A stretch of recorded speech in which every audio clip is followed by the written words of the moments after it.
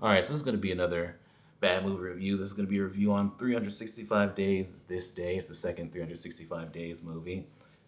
I reviewed the first one last year. It's not good at all, and this one isn't either. They had the second movie and the third movie of this franchise come out last year. Two of the worst movies of last year, so I felt obligated to review them, even though I said I wouldn't.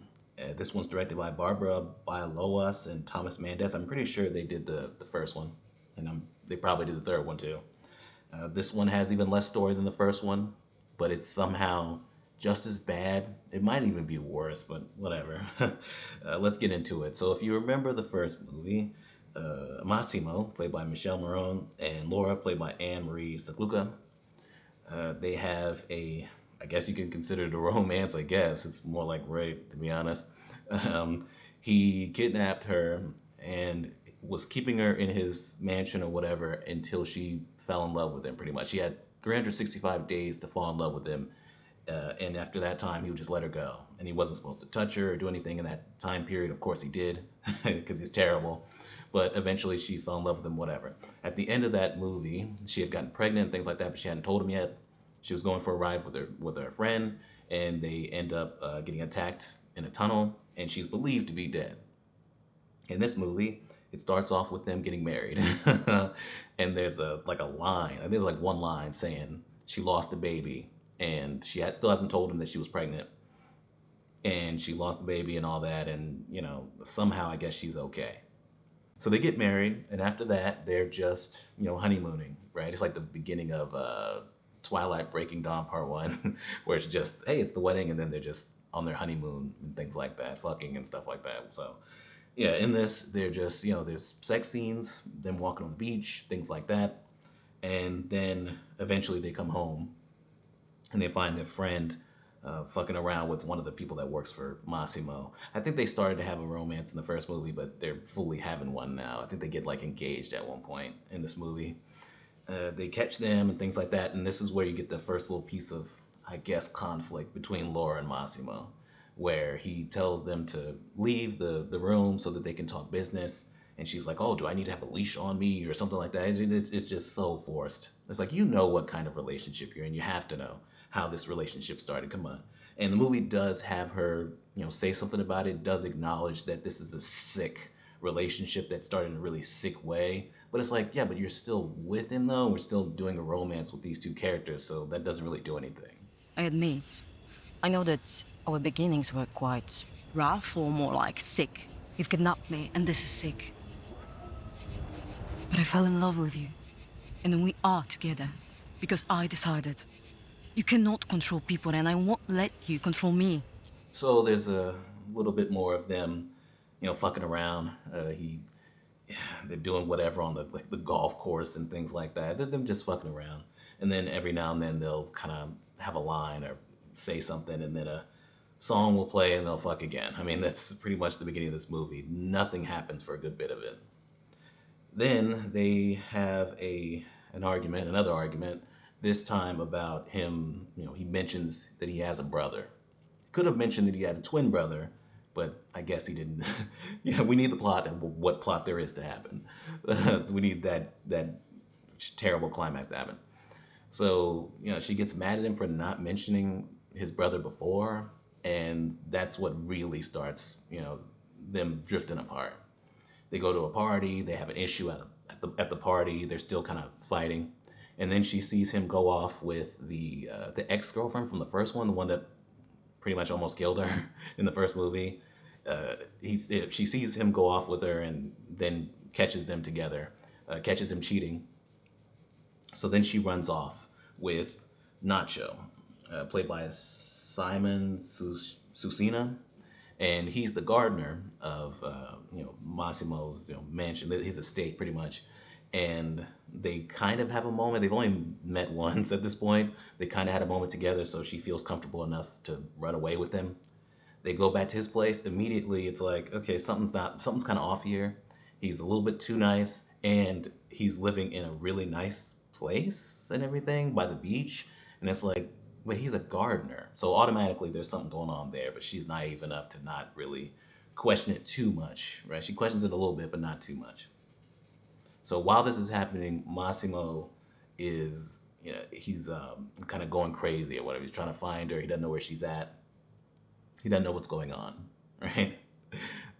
Because he didn't actually cheat, it was actually his twin brother, and this was all a ploy to get her to run away with Nacho, because Nacho turns out to be the son of the rival in crime family, and this was their way to get to Massimo. For whatever reason, Nacho's father wants Massimo to step down and for his crazy ass twin brother to take over because Massimo cannot be controlled, man. He's too wild. And somehow I guess the brother is less wild than that. Okay, that makes a lot of sense. But yeah, eventually Nacho brings Laura, after they've been hanging out and doing whatever, brings Laura to his father. His father is, talking to Massimo and all that.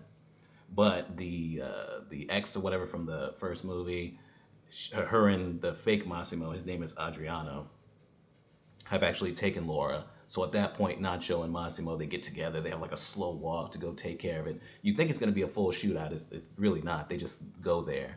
And the ex or whatever, she shoots Laura, but then she gets shot. And then Massimo also shoots Adriano. And Laura's believed to be dead. Nacho walks away.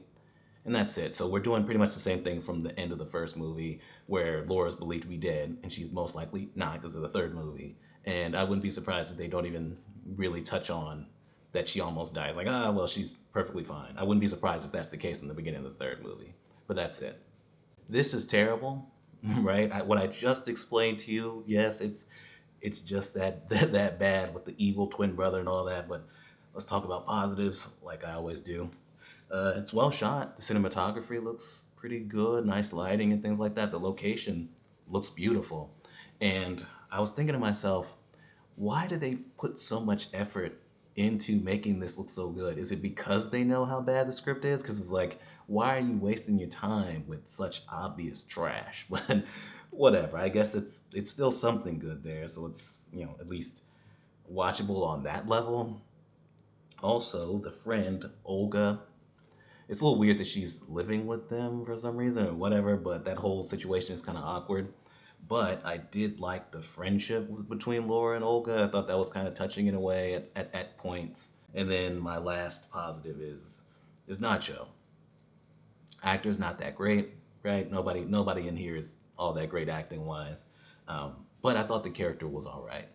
Especially in comparison to Massimo. Like this guy is actually a legitimately good person, right? A little too good, so it's kind of throws you off. It's like, well, clearly there's something going on here, but he seemed like a decent guy. I took what I found in the closet.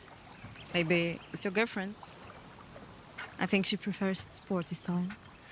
Sisters. I don't have a girlfriend, Laura. These are my sister's clothes. Come. Dinner is ready. Look what I made for you. My favorite dish. It's very obvious something's going on there, but hey, it's something. Like that romance clearly looks much better than the romance she's got with Massimo. But let's get into it. So the movie, like I said, it barely has a story early on. I mean, it's just them fucking, on like a golf course or whatever, them fucking and that's it. That's it. And then they have these little arguments that don't mean shit, right? These really very forced arguments. Then it's just her kind of hanging out with Nacho for a little bit, and then we get the climax with the twin brother. That's pretty much it. There's barely a story in this motherfucker.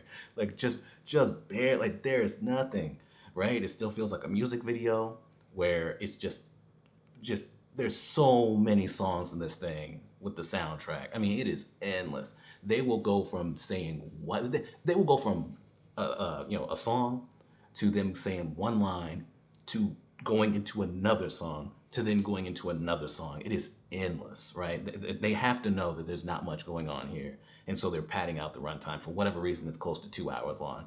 There it is. It should not be that. There's not even enough here for an hour and a half. I don't think so, to be honest with you. Like they're really pushing it. So yeah, this is ridiculous. And when there isn't, because they pad it out with obviously music and sex scenes. I remember with the first movie, I said the sex scenes were all right. Some people could maybe get into them, like on a softcore porn type level. But here, the sex scenes are, they're not that they're not even as good as they were in the first movie. I don't think. Like, yeah, and then there's so many of them that you kind of you go numb to it. Even if you were somebody who were into it, you go numb to it because it's endless sex scenes between Massimo and Laura. It's like that. It's like all they ever do. This doesn't feel like an actual romance at all, like an actual marriage or anything. It's just they fuck every now and then. That's about it. Like, you know, every now and then they'll talk. By the time they talk, there's gonna be some kind of conflict because they're just that it just doesn't work between the two. But whenever she's hanging out with Nacho, right? We still gotta have sex scenes, right? So she's going out of her way to not actually hook up with Nacho for some reason, even though she said she never wanted to see Massimo again.